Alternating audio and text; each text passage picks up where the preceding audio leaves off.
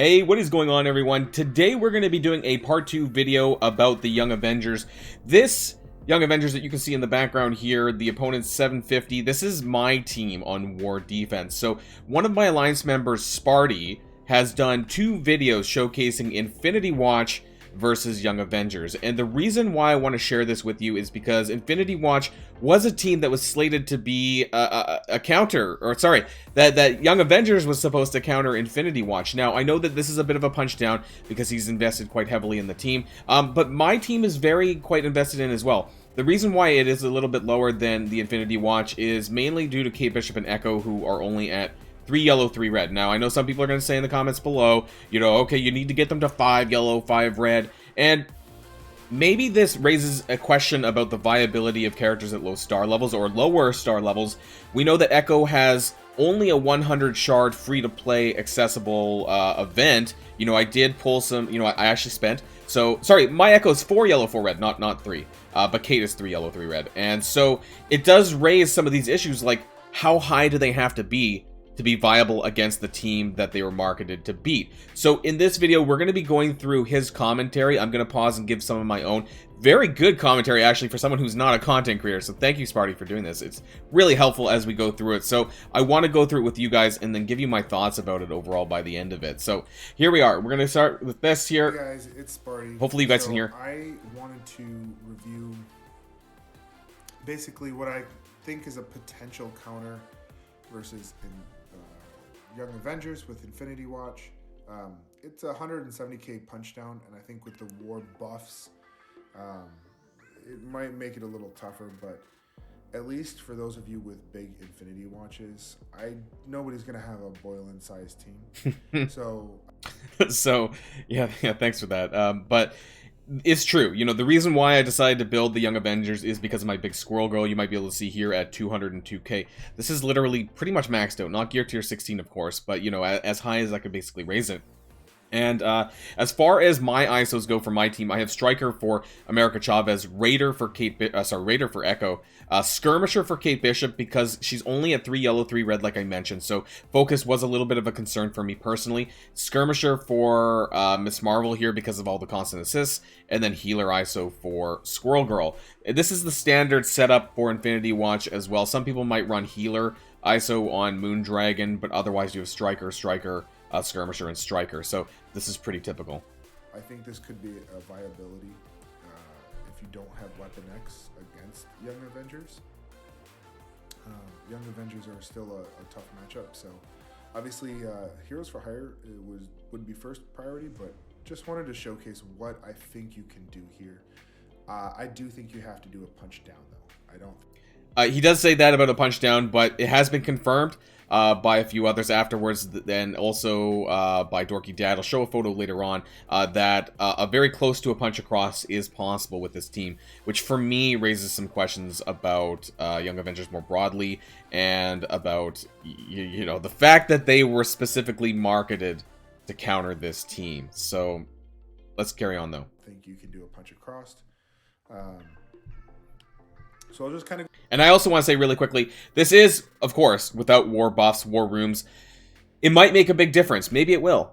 But I think that this is part of the issue that I have that I'd like to see more about. I guess we'll have to wait and see. But the fact that you can do this already is, for me, slightly concerning. I'm going to go step by step, and the reason is some of the moves here are pretty important on the turn order. I think. So yes, the turn order is really important, and who you want to kill first. A lot of people seem to think that you want to go straight in for Squirrel Girl because she is the healer. This is actually not the case, and whether you're using Infinity Watch or whether you're using a different counter, there is like Weapon X, of course, and then I've heard Baron Zemo X Factor. I can't attack myself, guys, so it's been quite difficult to be able to test this. So I'm really thankful for Sparty for doing this for me. I think if you mess anything up, it kind of screws with the whole rhythm here. So you want to use the ultimate on Kate Bishop.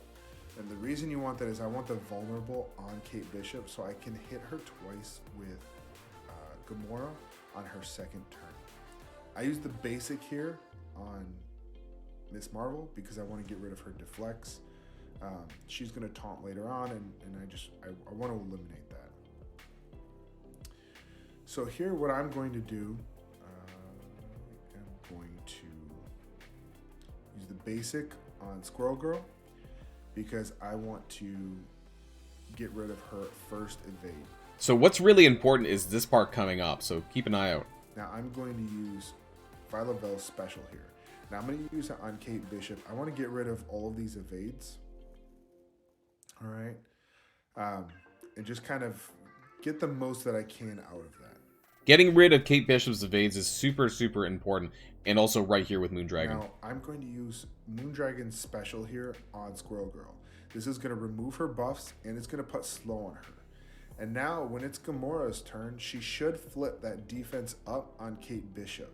All right. So this, right here. You see the defense down on Kate Bishop. So this is really, really big. And now what I'm going to do is use her ultimate. And so what's going to happen here, I'm going to get that kill right off the bat before she can use her buffs. And then I can use the basic. I'm going to take out Miss Marvel next. Okay. And so I wouldn't say things completely fall apart, but Kate Bishop is a big piece to the puzzle on this team. And so without her on the team now, they really do struggle. You can see that my Squirrel Girl did heal for quite a bit. And that will probably heal more with the war buffs. But once I can take out Miss Marvel, I'm going to go for Echo. So the nice thing here now is I can use the ability block on Squirrel Girl. And it's a 2-turn ability block. So I don't have to worry about cleanses or anything like that. I don't have the assist because of Echo. But Miss Marvel is going to taunt anyways if I get Echo down. So I might as well as go for Miss Marvel here. Took her out, and now I'm going to take out Echo. Once Echo's gone, I can just put it on auto. There you go. So once Kate Bishop and Miss Marvel are down, you can stick it on auto. Obviously, this is large punch down, but I think if you follow that first few turns and you can get rid of Kate Bishop early, I think it's a viable counter. So I just wanted to share with everyone because I think everybody has some pretty decent Infinity Watches, but we just don't have the other team. So now I'm just going to put it on.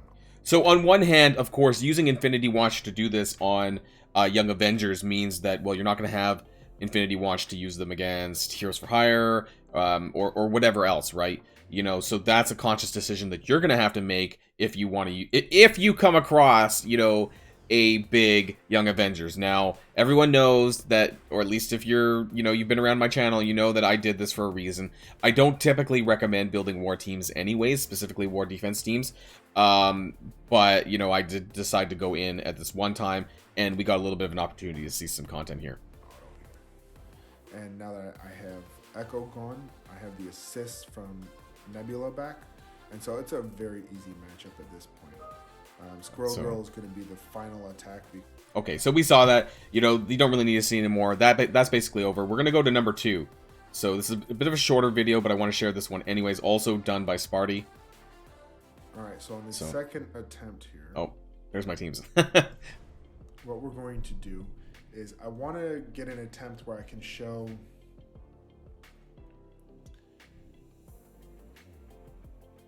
sometimes on Adam Warlock's turn, he gets rid of the first grouping of evades. Before we go any further, actually, I do want to say that if this team is deflected with boosts, this might change things because you're going to have to really like hit through those deflects, at least on Kate Bishop anyways, to do something similar to what you saw on the last time. So it's possible that, you know, in live war, that the boost might make a significant difference. You know, we'll have to wait and see if I ever get the chance to fight something as big as this, you know. But otherwise, this would be the strategy that's been seen, you know, so far is something that you should really consider if you're going to be using this team and if against them. You want to switch and instead attack Kate Bishop instead of Miss Marvel. And the reason you want to do that is you want to get rid of that evade so you can do a little bit more damage to her. Alright. So getting rid of these evades and getting rid of the evades and deflects are super important. If you notice that Adam Warlock's passive here just pinged all of the evades, removing one of the stacks on that. Got rid of the evades. So now what I'm going to do is I'm going to take out Kate Bishop here because I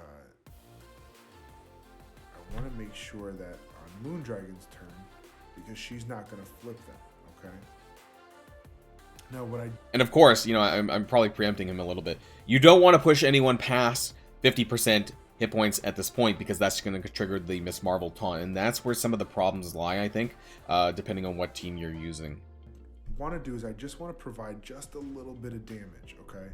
So I'm actually not going to attack Kate Bishop directly here. Maybe if it was a bigger Kate Bishop, I would. But I don't want to kill Kate Bishop. I just wanted to get her down enough, right? Hopefully she gets a flip here from Gamora. Right, so here you get the same thing that happened in the first video. So once again, you get defense down on Kate Bishop, and this is an easy ult one-shot. And then boom. I'm gonna take... And then a lot of the same thing happens again. You go for Miss Marvel, and then it slowly starts to fall apart after this. Take out Miss Marvel, and we're gonna do the same thing again. All right. Take out Miss Marvel, and then we'll go for Echo. All right. We're gonna apply the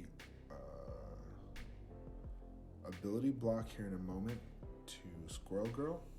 So that's the other thing too, because once Squirrel Girl's ability blocked, I mean, there's lots of ways you can beat this team, but am I the only one who feels that? Maybe it's just me. I feel like a team that was marketed specifically to beat them, yes, it's a punch down a little bit, but like I said, there has been instances where there, you know, was a punch across, and they still won using a similar strategy. So I'm not going to go through the rest of the video because it's basically the same thing how the first video played out. You know, I want to give a special thanks to Sparty for doing this for me, for recording this footage.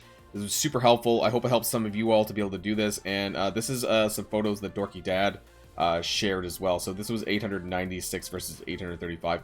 This is not my Young Avengers, though. This is one of his alliance mates, Young Avengers. So it's for what it is. And then there you go. You can see the second picture here of them winning. So yes, am I disappointed?